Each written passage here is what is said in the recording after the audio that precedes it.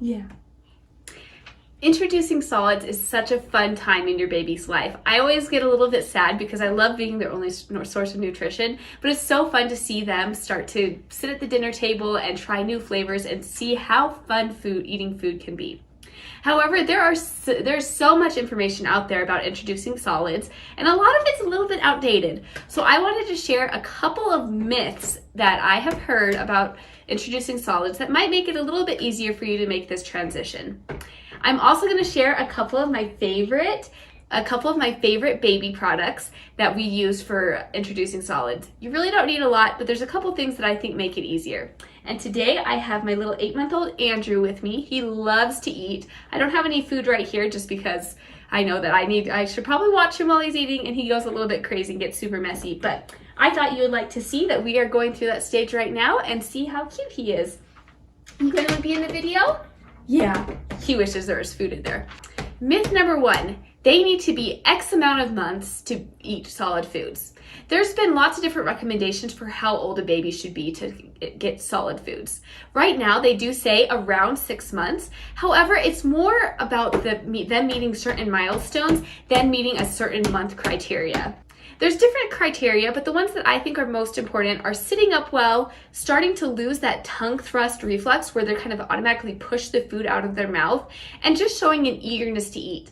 Some people say to have them develop the pincer grasp before introducing solids. However, that doesn't usually develop until about 8 or 9 months. So that can be a little bit hard to wait that long. So if they're 6 months and they are starting to develop some of those different milestones I mentioned, such as sitting up and wanting to eat and just getting rid of that tongue thrust reflex, they might be ready to start introducing solids. Again, they do recommend around 6 months or later. However, it's not, right when they turn 6 months, that's the golden time that all babies need to be fed solids. It's just a time to start evaluating and seeing if your baby is ready to eat. Myth number 2, you have to introduce rice cereal. That was a common baby food that has been introduced for years and years. However, it's not a recommendation anymore just because it doesn't have a lot of nutrients in it. It is something that you can give if there's concerns about iron in your baby, but beyond that, there are so many other foods that are going to be a better choice for your baby's first food, such as avocados or squash, sweet potatoes. Anything that's nutrient rich can be an awesome first food for your baby. Myth number 3, food before 1 is just for fun. I hear this one all the time, and I used to say it myself.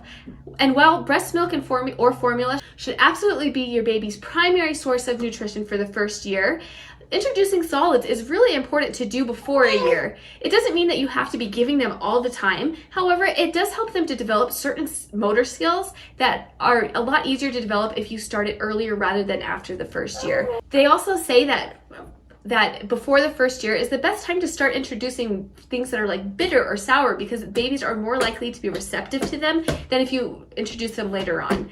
So while it is, like I said, make sure you're giving breast milk or formula as their primary source of nutrition, there are other benefits to starting solids that are important for your baby's well-being and growth. Myth number 4, it has to be bland. Don't be afraid to give your baby things with seasonings. In fact, that's one of the best things you can do. And if you've been having a flavorful diet yourself while you've been breastfeeding them, it's not going to be a super big shock to them because your breast milk tends to take on some of those flavors that you eat yourself. It is recommended to not go super heavy on the salt or to give things that are super sugary. However, you can add different flavors, including some salt. And it's a great way to introduce flavors and help them have a more adventurous palate. The sooner you introduce those different seasonings, the better, in my opinion. And myth number 5, there's 2 different methods for introducing solids that you probably have heard: baby-led weaning and spoon feeding.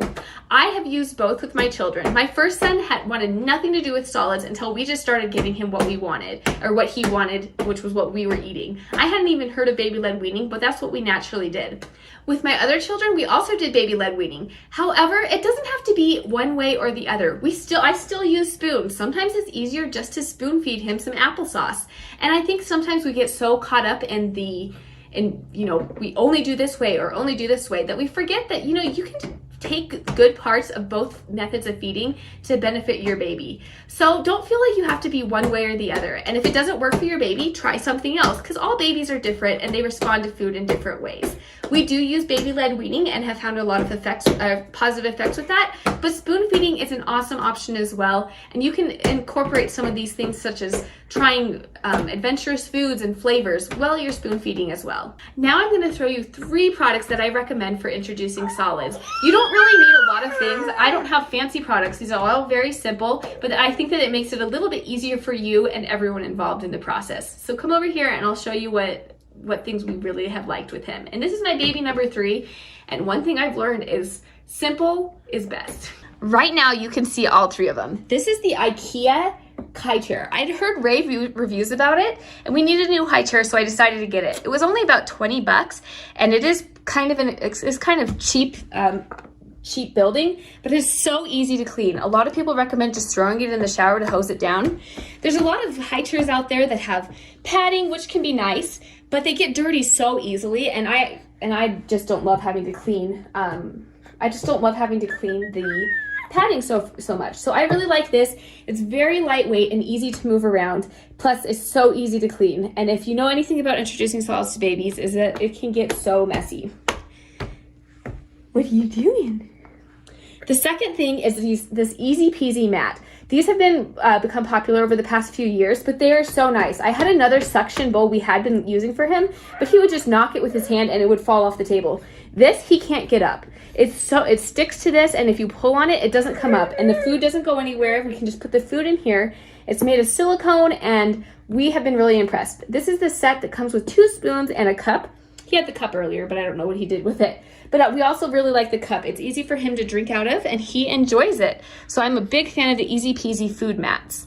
And finally is this food catching bib. I don't know what they're called. This brand was just a random one I saw on Amazon, but it's so nice because it catches almost all the food he drops. When he doesn't have this, when he isn't wearing this, food just goes everywhere, all over the floor. And this is so much nicer because it just catches it and pretty much makes it so much easier for meals and makes mealtime so much easier. Oh, there's that cup I was talking about. As you can probably tell, he's really ready to eat now. So I'm gonna go and get him some food. But I hope that this was helpful. There are so many different nuances to introducing solids, and I have a blog post in the description for this video that will give you a lot more information. But I hope that busting some of these myths will make it a little bit easier to introduce solids. The number 1 tip I give parents is just to follow your baby's lead. I am not someone that ever is going to tell you, you need to feed them X amount of times a day, this many tablespoons. I just go with my kids' leads. I try and make sure that they have breast milk, which is his favorite thing, so that's not a problem here. But I make sure breast milk is his primary source of nutrition.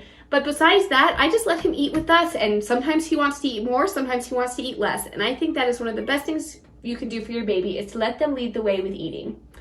So again, my name is Katie Clark, and I run the websites Clark's Condensed and the Breastfeeding Mama. Make sure that you subscribe below and press the notification button so that you will never miss a video in the future. Good job! Yay! Are you hungry? Should we eat? Should we eat? Okay.